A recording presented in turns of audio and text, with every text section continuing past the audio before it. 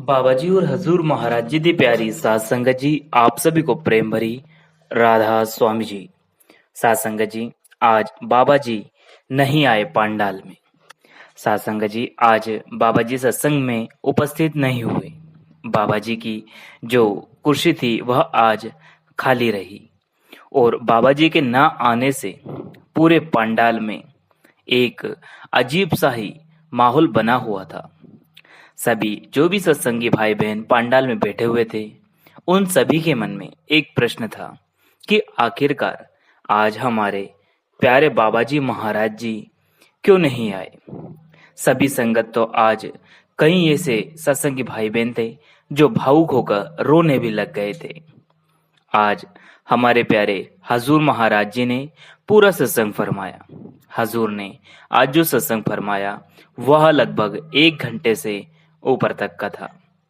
संगत जी, आज के सत्संग में एक एक लफ्ज बिल्कुल नए अंदाज में बाबा जी महाराज जी की दया मेहर से हजूर महाराज जी ने फरमाए जी।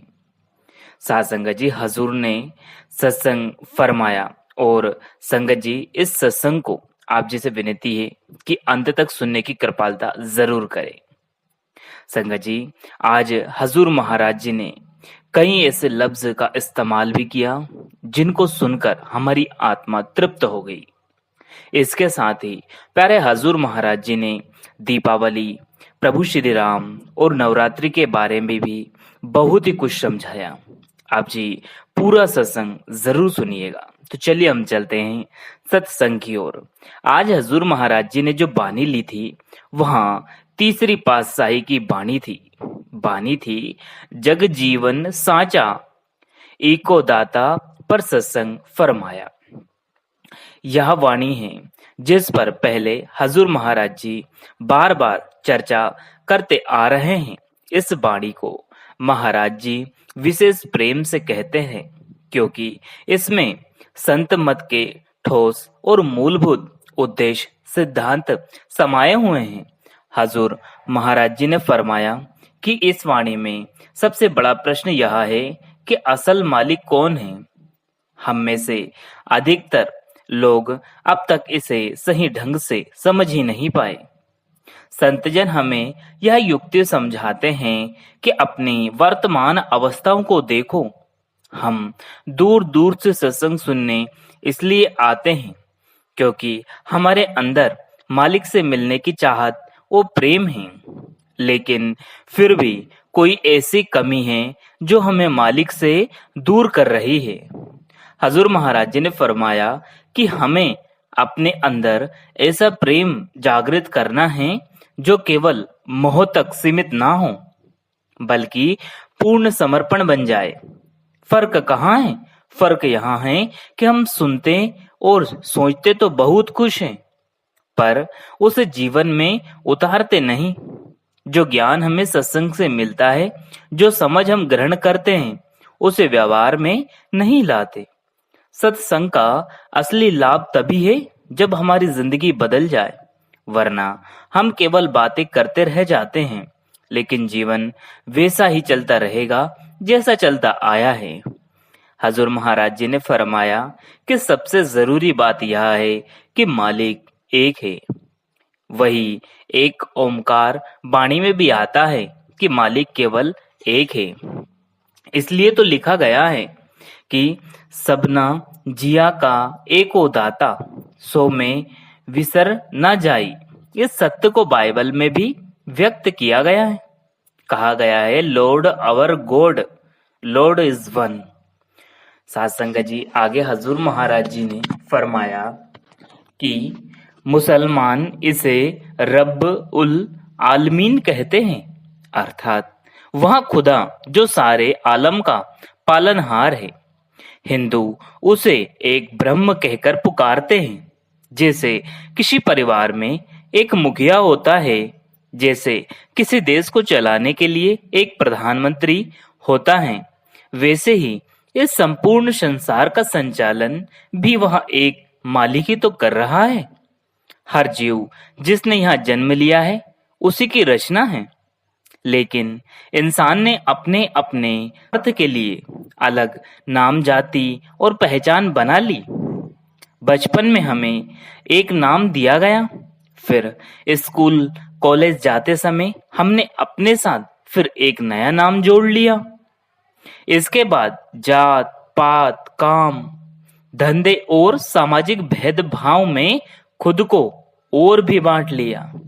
विविधताओं के इस संसार में हमने यहाँ तक कर दिया कि निराकार को भी आकार देने की कोशिश कर डाली, उसे भी अलग अलग रूप और नाम दे दिए, जबकि मालिक की असल हकीकत शब्दों में बयान की ही नहीं जा सकती। दुख की बात तो यह है कि आज सबसे ज्यादा खून खराबा धर्म के नाम पर ही हो रहा है। शायद ही किसी और वजह से इंसान इतना लड़ रहा हो जितना धर्म मजहब में लड़ रहा है। हजूर जी ने कबीर साहिब जी की वाणी का उदाहरण देते हुए फरमाया, आप जी कहते हैं, हिंदू कहे मेरा राम प्यारा, मुसलमान कहे रहमान, आपस में लड़ लड़ मरे, कोई न करे पहचान। आज तक कोई भी उस मालिक को वास्तव में पहचान नहीं सका। सच तो यह है कि मालिक तभी हमारे अंदर प्रकट होगा जब हम हर इंसान को बराबर समझेंगे। अगर हम इंसानों को एक सा नहीं देख सकते तो उस परमपिता परमात्मा को भी हम समझ नहीं सकते। वहां वही रब है जो सबको जीवन दान देता है। हुजूर ने एक उदाहरण के जरिए समझाया। आप जी ने एक उदाहरण बिजली का भी दिया। आप जी कहते हैं कि आज हम देखते हैं कि बिजली एक ही है, लेकिन अलग अलग यंत्रों में अलग अलग काम करती है। बिजली बदली नहीं, वही है, लेकिन उस एक बिजली से ना जाने कितने ही मशीनें चल रही है, कितने यंत्र चल रहे हैं। उसी तरह मालिक भी एक ही है, पर उसके रूप अनेक दिखाई देते हैं। इसलिए वाणी में आता है, आपे हरि रंग है, आपे बहुरंगी, जो तिसु भावे नानका साई गल चंगी। मालिक तो एक ही है और उसी से ही धुन, जोत और प्रकाश प्रकट हुए हैं। यही कारण है कि कबीर साहब ने कहा, अवल अल्लाह नूर उपाया, कुदरत के सब बंदे, एक नूर ते सब जग उपजा, कौन भले कौन मंदे। हजूर ने आगे फरमाया, हमें मूल में जाना है, उस शुरुआत तक जब यह सृष्टि बनी। शुरू में एक महाशक्ति का विस्फोट हुआ, ऊर्जा और ध्वनि प्रकट हुई। अलग अलग परंपराएं और धर्म उसी सत्य को अपने अपने तरीके से समझाने का प्रयास कर रहे हैं। विज्ञान भी मानता है सृष्टि का निर्माण एक विस्फोट से पैदा हुआ। प्रकाश से ग्रंथों में भी उस ज्योति का, उसी प्रकाश का वर्णन मिलता है, लेकिन हमारी सोच का दायरा इतना छोटा है कि हम उसे समझ ही नहीं पाते। हम मंदिर जाते हैं, वहां दीपक जलाते हैं, शंख बजाते हैं, मस्जिद में अजान दी जाती है, गुरुद्वारे में गुरु ग्रंथ साहिब का प्रकाश होता है, चर्च में भी मोमबत्तियां जलाई जाती है और घंटियां बजाई जाती हैं। इसका अर्थ यह है कि हम सब अलग अलग तरीकों और परंपराओं में उलझ गए हैं। हजूर महाराज जी ने फरमाया, सत्संगी लोग अक्सर यह दावा करते हैं कि हम तो अब सब धर्म से ऊपर उठ चुके हैं, लेकिन जब बात अपनी व्यक्तिगत जिंदगी पर आती है, खासकर शादी ब्याह की, तब सबसे पहले हम धर्म देखते हैं कि जीवन साथी हमारे धर्म का है, या फिर हम जात पात भी देखते हैं और उसके बाद हम कुंडलियां भी मिलवा जाते हैं। हजूर बोले, क्या मालिक ने हमें अधूरा बनाया? जो लोग कुंडलियां मिलाने पर भरोसा रखते हैं और कुंडली मिलाकर शादी करते हैं, क्या उनके जिंदगी में कभी दुख नहीं आता? असल प्रश्न तो यहाँ होना चाहिए कि सामने वाला इंसान अच्छा है या नहीं। यही सबसे महत्वपूर्ण है, लेकिन हम उस पर विचार ही नहीं करते। आजकल तो दुकानों पर भी देखा जाता है कि लोग 3-3 संतों महात्माओं की तस्वीरें लगाते हैं, अपने अपने इष्ट देवों की मूर्तियां सजाते हैं, जबकि असली मालिक तो एक ही है। हम सोचते हैं कि एक नहीं सुनेगा तो दूसरा सुन लेगा। हमारी सोच की उलझन इसी से जाहिर होती है कि हमने मालिक को भी बांट दिया। फिर हजूर महाराज जी ने शब्द का अर्थ समझाया। शब्द एक है जो हमारे अंतर में है। जब यही शक्ति हमें छोड़ देती है तो हमारी मृत्यु हो जाती है। लेकिन इस शब्द की पहचान कैसे हो? यह तभी संभव है जब गुरु की कृपा हो। असल गुरु कौन है? हजूर ने समझाया, शब्द ही गुरु है और आत्मा उसकी शिष्य है। शब्द गुरु सूरत धुन चेला। हजूर ने फरमाया, स्वामी जी ने कहा था, गुरु मोहे अपना रूप दिखाओ। यहाँ स्वामी जी का मतलब बाहरी स्वरूप से नहीं बल्कि अंदर के दर्शन से है। हम अपने बलबूते गुरु को खोज नहीं सकते। बाहर का गुरु भी जरूरी है, लेकिन असली संत की पहचान करनी सीखनी होगी और वो पहचान अपने अंदर ही होगी। हजूर बोले, सच्चा संत वही है जो केवल शब्द का प्रचार करता है, जो धर्म जात पात के भेद को मिटाकर सभी को एक मानता है। वह किसी से मांगकर अपनी जीविका नहीं चलाता।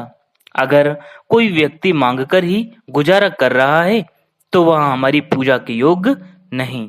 हजूर महाराज जी ने आगे समझाया, क्या बहते हुए पानी में अपनी छवि हम साफ साफ देख सकते हैं? नहीं ना। लेकिन जब पानी स्थिर यानी कि ठहर जाता है तभी उसमें प्रतिबिंब साफ साफ दिखाई देने लग जाता है। ठीक वैसे ही जब हमारा मन ठहरता है, ध्यान एकाग्र होता है, तभी असली सच्चाई का हम अनुभव कर पाते हैं। आगे हजूर ने फरमाया, सबसे पहली और मूल बात तो यह है कि हमारा जो यह देह यानी कि शरीर है, यह कोई साधारण वस्तु नहीं।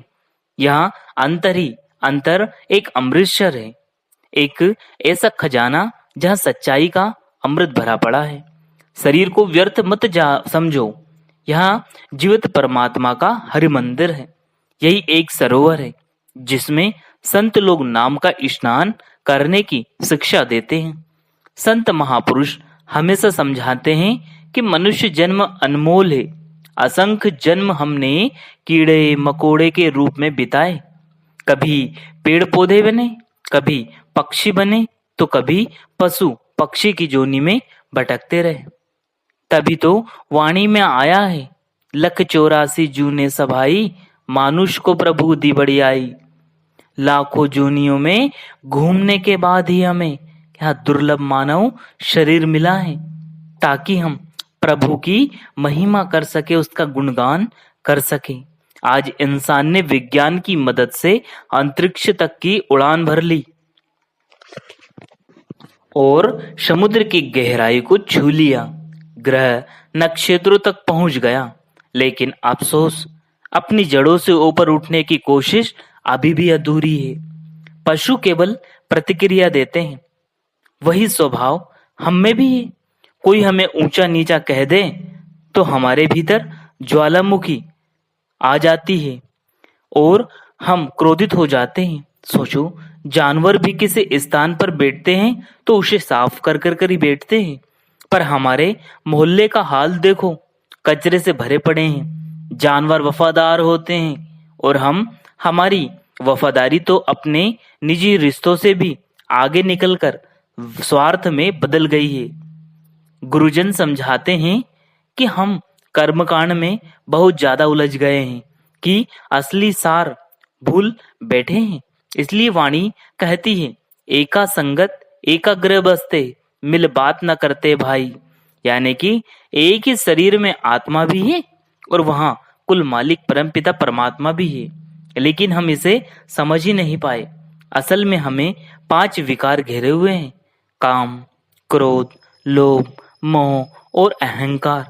और इस युग में तो एक छठा विकार और जुड़ गया, वो है मोबाइल फोन।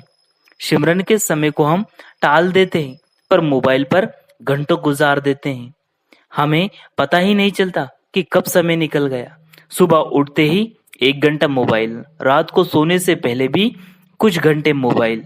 तो सवाल है, क्या वहां समय हम भजन सिमरन में नहीं दे सकते? हालात यह हो गए हैं कि अगर किसी दिन मोबाइल हाथ में ना आए तो हमें बेचैनी और घबराहट होने लग जाती है।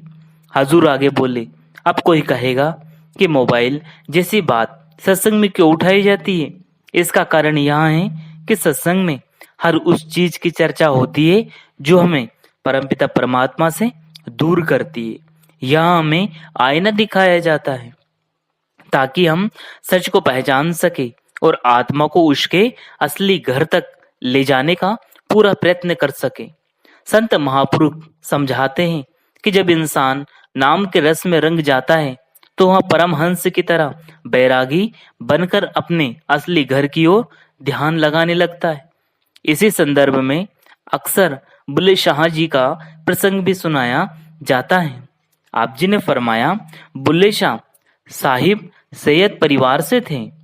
उनके पास रिद्धियां सिद्धियां भी थी और अंतर की कुछ मंजिलें भी देख चुके थे, लेकिन फिर भी उनके हृदय में तड़प थी। वह अपने सच्चे गुरु की तलाश कर रहे थे। जब शाह इनायत जी ने मुलाकात हुई तो बुल्ले शाह जी के मन में एक झिझक थी कि मैं बड़े खानदान से हूँ और छोटे से जाति के जो है वह गुरु है, मैं इनके पास ज्ञान कैसे ले सकता हूँ। मगर भीतर की बेचैनी ने उन्हें मजबूर किया और वे पूछ बैठे, हुजूर रब को कैसे पाया जाता है। शाह इनायत जी ने सीधा उत्तर दिया, बुल्ला रब दा की बाना, इधरो फुटना उधरो लाना। नजर बाहर से हटाकर भीतर के शब्दों से लगाना है, यही है असली रास्ता। जब इंसान भीतर से शब्द से जुड़ता है तो उसके विकार धीरे धीरे खत्म होते चले जाते हैं। आगे हजूर ने फरमाया, सिकंदर ने पूरी दुनिया जीत ली, मगर क्या उसे सच्ची खुशी मिली? आज करोड़पति और खरबपति से पूछो, क्या वे सचमुच सुखी हैं? सबसे बड़े देश भी वर्षों से युद्ध में उलझे हैं। क्यों? केवल इसलिए कि उन्हें और जमीन चाहिए। लेकिन असली शांति तो तभी मिलती है जब इंसान वैरागी बनकर अंतर की ओर लौटे। संत महात्मा कहते हैं, जो जीवित रहते हुए मरना सीख जाता है उसे फिर बाहरी दुनिया की हलचलें प्रभावित नहीं कर सकती। हजूर ने फरमाया, ध्यान कहाँ लगाना है? तीसरे नेत्र पर। जब साधक तीसरे नेत्र पर ध्यान टिकाता है तभी अंतर से दिव्य दर्शन होते हैं। वही दर्शन असली है और वहीं से परम आनंद की अनुभूति होती है। पढ़ने सुनने भर से कुछ हासिल होने वाला नहीं। वाणी कहती है, पढ़ पढ़ पोथी अवसर समझाइए, घर जलते ही खबर न पाइए। आज हम पंडितों के पास भागते हैं, कुंडलियां दिखवाते हैं, धागे बांधते हैं, दिशाएं बदलते हैं, कभी दरवाजा इधर कभी उधर खटखटाते हैं। लेकिन अगर भाग्य केवल पंडित ही बदल सकता होता तो करोड़पति कभी दुखी ना होते और मंत्री अपनी कुर्सी कभी ना छोड़ते। सच तो यहाँ है कि ना पंडित हमारी किस्मत बदल सकता है, न कोई बाहरी उपाय हमारे भाग्य को बदल सकते हैं। सब कुछ हमारे अपने कर्मों का फल है। इसलिए कहा जाता है, हर काम सोच समझ कर करो। हवन करने अनुष्ठान करने से पहले विवेक जरूरी है, और जब परमार्थ की बात आती है तो उसमें हर सवाल का उत्तर मिल जाता है। कमी कहाँ है? कमी केवल हमारे कर्तव्य पालन और अभ्यास में है। मन का स्वभाव भी अजीब है। मन खिन खिन भ्रम भ्रम भवे, तिल घर नाही वासा पाई। यानी कि मन पंछी की तरह इधर उधर उड़ता फिर रहा है। 15-16 घंटे हमारा ध्यान दुनिया में बिखरा रहता है, सांसारिक कार्यों और इच्छाओं में डूबा रहता है। फिर हुजूर ने त्योहारों की ऊपर चर्चा की। आप जी ने कहा, दशहरा, दीपावली, नवरात्रे ये सभी आ रहे हैं। सवाल यह है कि त्योहार क्यों मनाए जाते हैं? नवरात्रि में हम कहते हैं कि अब सात्विक भोजन करेंगे, लेकिन क्या मालिक केवल 9 दिन ही आते हैं और बाकी दिन नहीं? नवरात्रि में माँ दुर्गा की उस विजय गाथा के प्रतीक है, जब उन्होंने 9 दिन तक युद्ध करके जीत हासिल की हुई। संदेश यही है कि संघर्ष से ही विजय मिलती है। औरत का आदर करना, उसकी शक्ति को पहचानना, यही असली शिक्षा है। सिर्फ 9 दिन में अच्छे बन जाना और बाकी दिन फिर वही करना, ये बिल्कुल गलत है। हजूर ने फरमाया, आज हालात यहाँ हैं कि दिवाली तक आते आते हम जुआ, ताश, शराब और व्यसनों में उलझ जाते हैं। त्योहार जिनका मकसद आत्मिक शिक्षा और अनुशासन था, वही आज भोग, विलास और लतों में बदल गए। आगे हजूर ने प्रभु श्री राम का एक प्रसंग सुनाया। आप जी ने फरमाया कि राम जी के पिता राजा दशरथ ने आदेश दिया और रामचंद्र जी 14 वर्ष के लिए वनवास चले गए। सोचो, हम में से अगर हमारा पिता कुछ कह दे तो हम क्या कहते हैं? हम तो यही बोल उठते हैं, बापू को क्या पता, उन्हें समझ ही नहीं आता। जबकि श्री राम जी तो स्वयं राजा थे, महापुरुष थे, परंतु उन्होंने पिता के वचन को सिर माथे लगाया और तुरंत वनवास चले गए।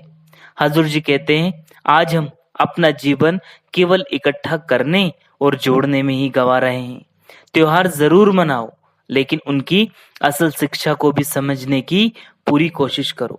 त्योहार सिर्फ मौज मेला करने के लिए नहीं आते, बल्कि त्योहार के पीछे की सोच को, उन महापुरुषों की शिक्षाओं को जरूर समझो और अपने जीवन में उतारो। फिर हजूर महाराज जी ने एक और बहुत ही गहराई भरी पूर्ण बात कही। बाबा जी हुजूर कहते हैं, क्या कभी हमने अपने पिता से दिल खोलकर बात करने की कोशिश की है? आजकल तो सारे त्योहार केवल शोर शराबों में खो जाते हैं। फिल्मों का हाल देख लो, बॉलीवुड के गीतों पर भजन बनाए जा रहे हैं, वही धुनें हमारे भीतर गूंज रही हैं। जब मन हर समय ऐसे ध्वनों में उलझा हो तो ध्यान परमार्थ की ओर कैसे जाएगा? एकाग्रता कैसे आएगी? परमार्थ में सवाल उठाना बहुत जरूरी है। सवाल होंगे तभी उनके उत्तर मिलेंगे, तभी समझ पैदा होगी। फिर हुजूर ने बुल्ले शाह जी का वाणी का उदाहरण देते हुए फरमाया। आप जी ने कहा कि बुल्ले शाह उदाहरण दिया। उन्होंने कहा था कि सिर गिरते गिरते थक गए, माथा गिरते गिरते थक गए, पर कुछ हासिल नहीं हुआ। गुरु नानक देव जी भी यही समझाते हैं, चाहे बरसों पढ़ो, महीने पढ़ो, उम्र भर सांस सांस पढ़ते रहो, लेकिन अंत में असली बात केवल एक ही है। ज्यादा पढ़ने सुनने से अक्सर अहंकार आ जाता है। वह अहंकार कब खत्म होगा? तभी जब हम अपने आप को शब्द के साथ जोड़ेंगे। हजूर जी कहते हैं, दिन रात हम जल रहे हैं, हमारे अंदर लोभ नाम का कुत्ता लगातार भौंकता रहता है। संतोष कब आएगा? जब हम भीतर झांकेंगे। आज चारों ओर देखो, हर तरफ हाहाकार मचा हुआ है, बरसों से लड़ाइयां चल रही है। हजूर जी ने आगे कहा, क्या हम मालिक का शुक्रिया अदा करते हैं? मालिक ने हमें क्या कुछ नहीं दिया? मालिक ने हमसे क्या ले लिया? केवल दिन का 10% समय, और हम उसे भी सही ढंग से दे नहीं पाते। मुक्ति का मार्ग क्या है? केवल एक नाम की कमाई। जब तक हमें संत महात्मा पूर्ण नहीं मिलते, तब तक हमें हमेशा किसी न किसी सहारे की आवश्यकता पड़ती है। बचपन में माता पिता हमें चलाना सिखाते हैं, बड़े होते हैं तो शिक्षक हमें पढ़ा लिखा देते हैं। कामकाज सीखने के लिए भी किसी गुरु की जरूरत होती है। इसलिए वाणी में स्पष्ट कहा है कि बिन सदगुरु कोई नाव न पाए। ईश्वर ने यह व्यवस्था इसलिए बनाई ताकि यह हमें सहारा मिल सके। यह हमारे वश की बात नहीं कि मुक्ति तभी संभव है जब उसकी दया हो, उसकी कृपा, उसकी बख्शिश हो। संगत जी, आज हजूर महाराज जी ने सब समझा रहे थे तो वातावरण भी बहुत ही मोह और ये मान के चलिए कि अहंकार से दूर था। सारा का सारा वातावरण बहुत ही प्रेम और प्यार से भरा हुआ था। संगत जी, बहुत ही गहराई से हजूर महाराज जी ने एक एक लफ्ज को बयान किया, जिसे संगत ने भी बहुत ही गहराई से सुना। संगत जी, तो यहाँ आज 21 सितंबर दिन रविवार को डेरा ब्यास में हजूर महाराज जी ने सत्संग फरमाया। संगत जी, आज संगत बहुत ही उदास थी और भावुक भी थी, क्योंकि बाबा जी महाराज जी आज सत्संग में नहीं आए थे। लेकिन हमें सोचना है और विचार करना है कि हमारे प्यारे बाबा जी महाराज जी या हजूर महाराज जी कोई भी सत्संग फरमाए, दोनों है तो एक ही। तो संगत जी, इसी के साथ अपनी वाणी को हम विराम देते हैं, फिर मिलेंगे आपसे किसी और वीडियो में। तब तक आप जी अपना और अपनों का ध्यान रखें। अगर वीडियो पसंद आया हो तो लाइक करें, शेयर करें, कमेंट बॉक्स में राधा स्वामी लिखकर भजन सिमरन का सफर यूट्यूब चैनल को जरूर से सब्सक्राइब कर लो, बेल आइकन को और भी प्रेस कर दे, जिससे कि आपको ऐसे वीडियो मिल सके। अंत में आप सभी को प्रेम भरी राधा स्वामी जी। शुक्रिया, टेक केयर, धन्यवाद।